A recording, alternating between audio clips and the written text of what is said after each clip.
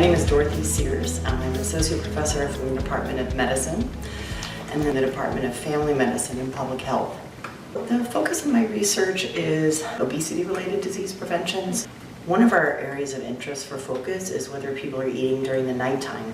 My colleagues and I, we've shown that allow the mice to eat a not healthy diet, but we only allow them to eat it kind of for 8 hours during their waking period, during their active phase, that they actually eat lots of calories, but they don't ever gain weight. We were able to access data from real people about what time they're eating, what we call 24-hour food recalls. So it's actually time-stamped data from an interview where people report what they ate and what time they ate it and all that. And so our graduate students and we looked through the data, and we found that those that were fasting for longer periods at night were having lower risk for type 2 diabetes, cardiovascular disease, and certain cancers.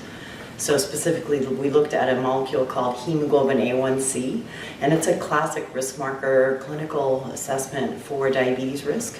We had access to breast cancer survivors. They were watched over time out to 7 years. So women fasting for less than 13 hours a night, they had a 36% increased risk of getting the cancer again.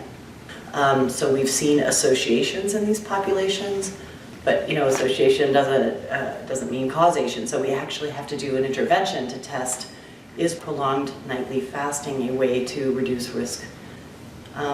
So our next step is to actually say, okay, let's take women, help them fast for longer periods of time through our intervention, and watch them over a period of 3 to 6 months and see, can we actually actively lower their hemoglobin A1C? Timing matters.